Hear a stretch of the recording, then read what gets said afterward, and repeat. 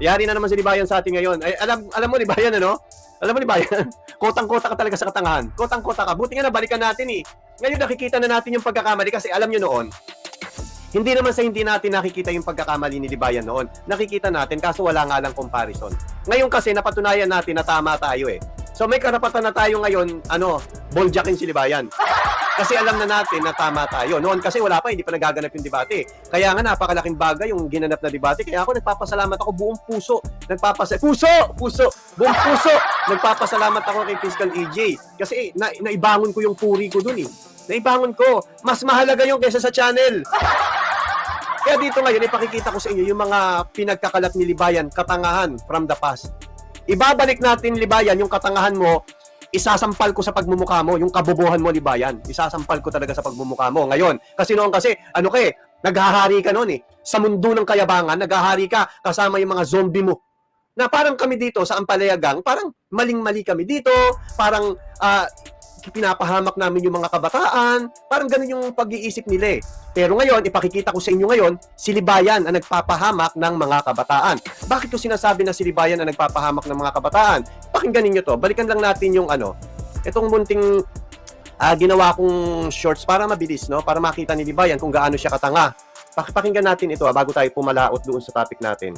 Pakinggan natin to. Ayan. Pakinggan natin to Yun na yung mga taong maniniwala sa inyo tapos sasabihin nila, anak, ano sasabihin? may foreigner doon. Gusto ng sariwa. Ilang taong ka na? 16? O, bigay mo na. Pwede na yan. Sabi niya, since ang age of sexual consent ay 16, pwede ka nang pumatol doon sa matanda. May foreigner doon, gusto ng sariwa. Ibig sabihin, pera. Ang tinutukoy niya rito kasi may age of sexual consent na. Nagbigay na ng consent, kaya pwede na magpabayad. Yun ang argumento ni Libayan. Bigay mo na yung consent mo doon sa foreigner. Bigay mo na yung consent mo. Ibig sabihin, pwede na. Bigay ng pedophile yun eh. Pangit ng insurance. Hindi, pera din yan. Pera din yan. Pwede ka na magbigay ng consent. So, pwede Tingnan na. tayo, tingnan mo yung... Guys hindi porket pwede ka magbigay ng consent, makikipagkaplugan ka na. Huwag kayong gagaya sa utak nitong si Libayan. Masama ang utak nitong abogadong to. Kapag pwede ka na magbigay ng consent, pwede ka na magpabayad. Yun ang sinasabi niya dito eh. Napakalinaw. Paano, i-deny mo pa ba ito? Humanap ka ng palusot. Ngayon, kung panonoorin mo yung kabuuan ng video na ito ni Libayan, doon yung makikita yung katangahan niya, na kaya niya sinasabi ito kasi 16 na eh. Kapag 16 anyos ka na, pwede na. Pwedeng pwede mo na, may pedophile doon, naghahanap ng bata. Naghahanap ng sariwa. So pwede na, wala tayong pera eh. Hindi ganon. Pinasasama mo lang ang age of sexual consent. Napakaganda ng age of sexual consent. May protection yun. Ang nasa utak kasi nila, age of sexual consent, 16, pwede na.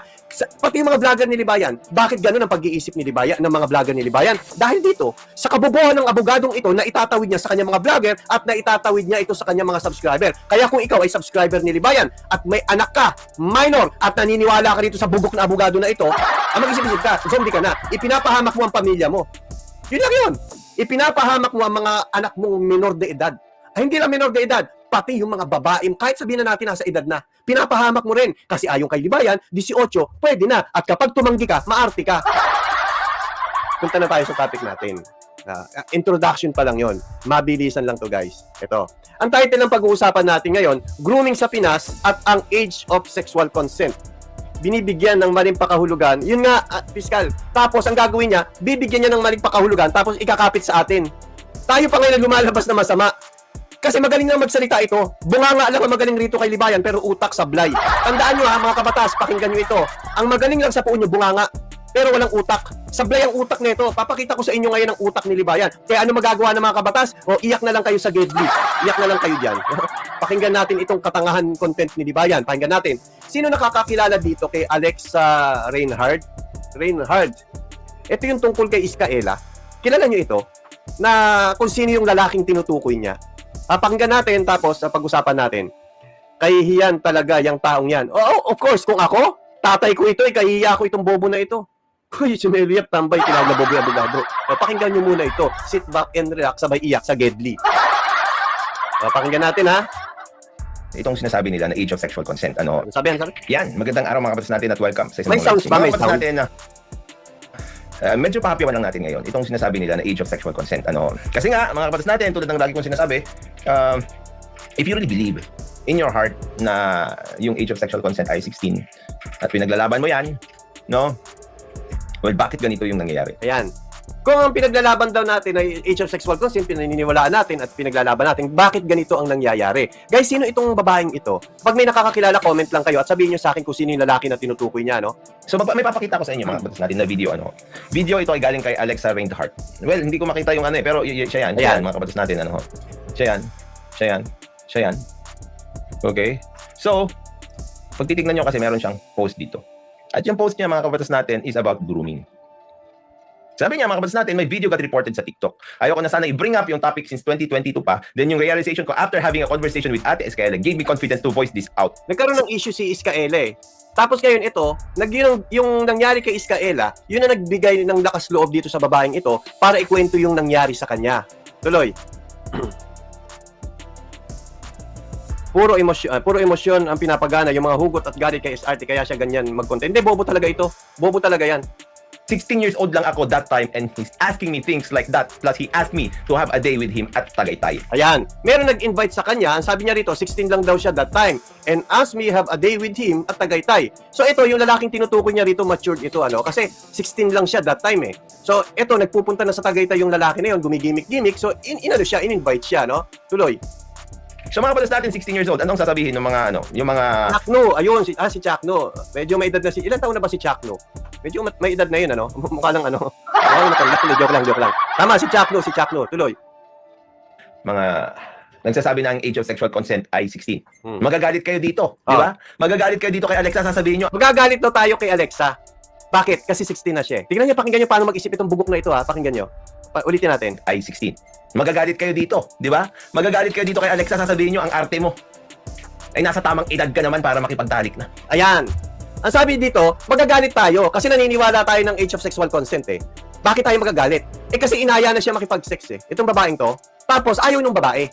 Ang sabi niya, magagalit tayo kasi 16 pwede na eh. Ganito, di ba yan? Makinig ka, saksak mo to sa atay mo.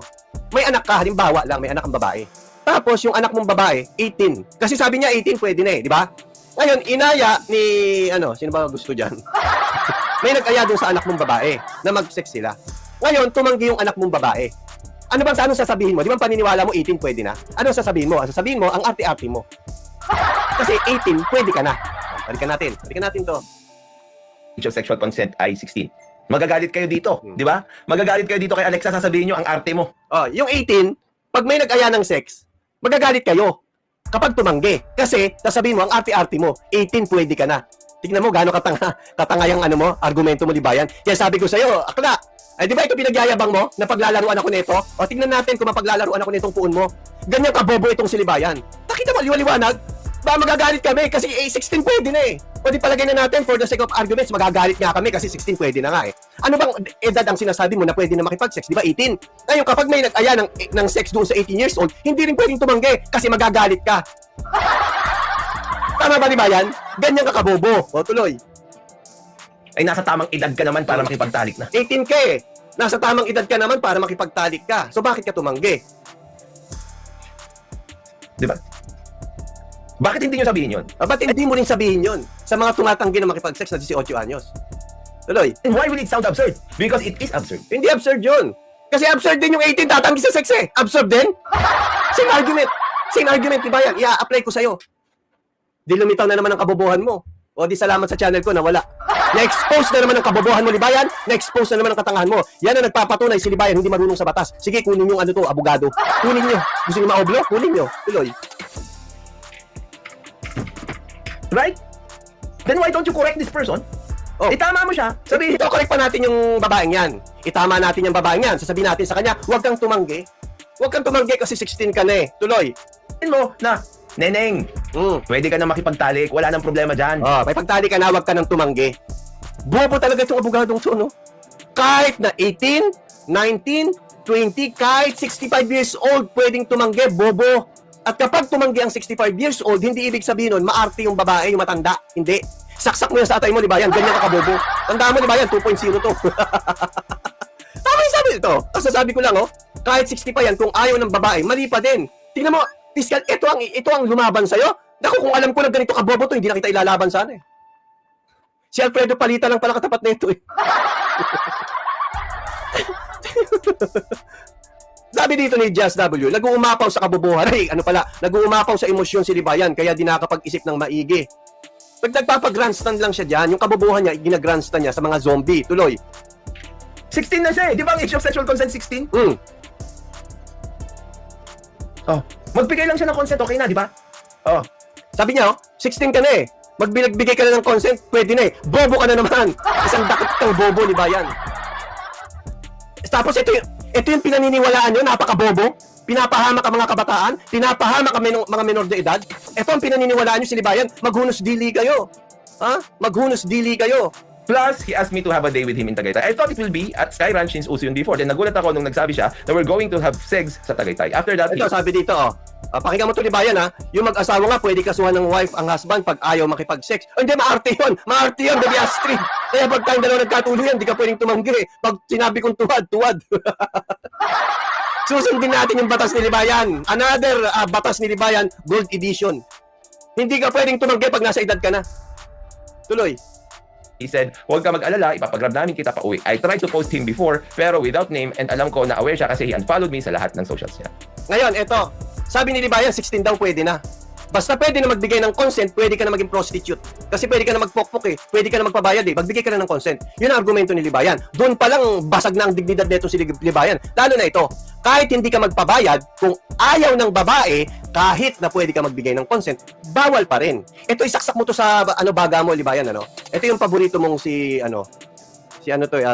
Justice Ampuan. Pakinggan natin tong sasabihin ni Justice Ampuan sa'yo para mamulat-mulat naman yung ano mo. Yung maliit mong utak. Ito, pakinggan mo to kung ano yung sinabi ni Justice We're talking Ampuan about dito. consent here, is it not? We're talking, Even but we're talking about consent here, is it not? Ang pinag-uusapan dito about age of sexual consent. Huwag mong ipalusot sa akin, Libayan, na hindi exception yan eh. Kahit exemption yan, consent pa rin yan. Saksak mo yan sa baga mo, Libayan. Pero anyway, ito yung pag-uusapan natin tungkol sa 16 years old. Pakinggan natin. We're talking about consent Yes. here, is it not?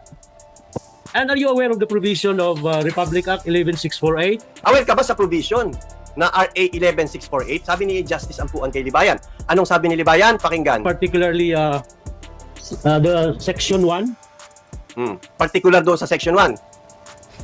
yeah, that a 16-year-old may give consent to a sexual intercourse. Oh, yung 16 years old, pwede magbigay ng consent. Sexual consent. Ano sino nagsabi? Si Justice Ampuan. O, kukontrahin mo, Libayan. Di ba paborito mo yan? Huwag mong kontrahin yan. Paborito mo yan. O, tuloy natin.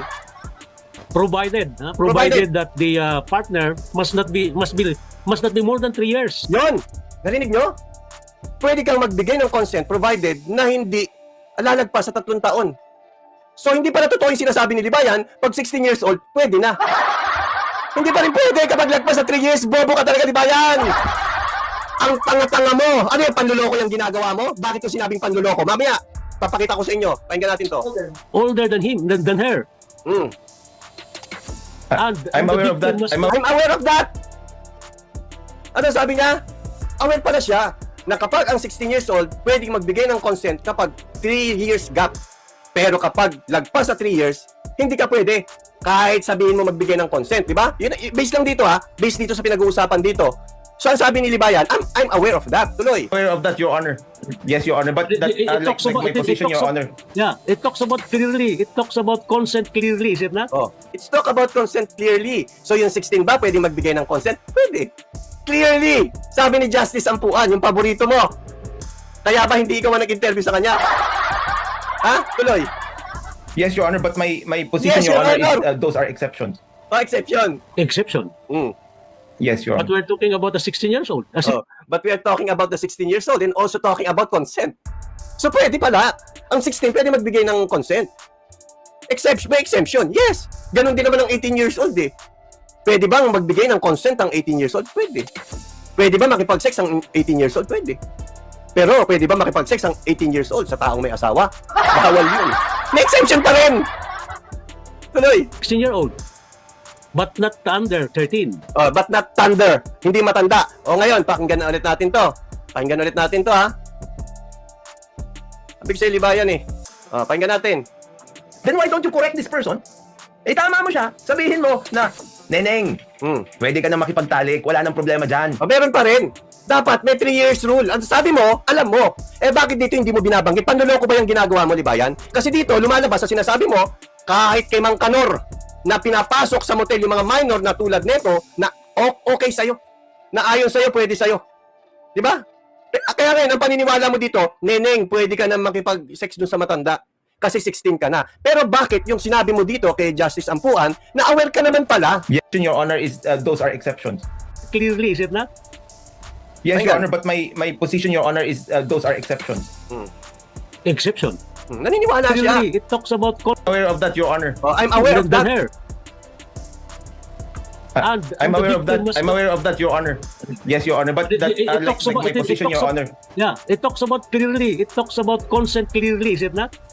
May 3 years. Ang sabi niya, aware siya. Bakit dito sa content mo na ito, hindi mo sinabi?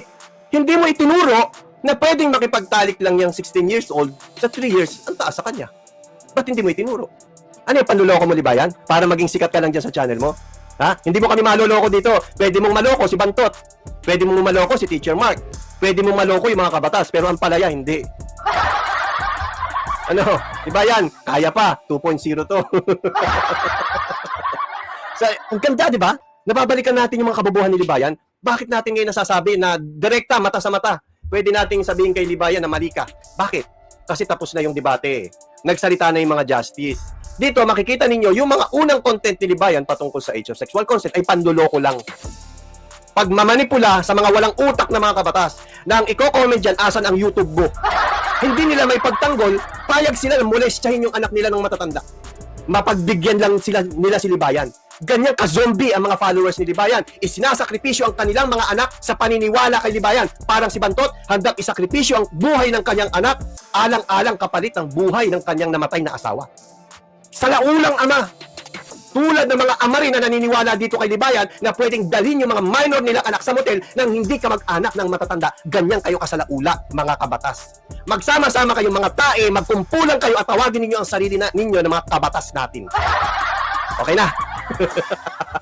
So ayun lang mga kapatid, magandang gabi po sa inyo. Tandaan nyo, hindi natin tatantanan itong si Libayan. Hanggat nagtuturo ng mali ito at naikinapapahamak ng mga minor, ng mga kabataan, mananatili si Melia Preax hanggang 10.0. Ingat po mga kapatid. Hanggang sa muli po tayo. Talo tayo kaya mainit ulo ko. Ingat po. Ingat.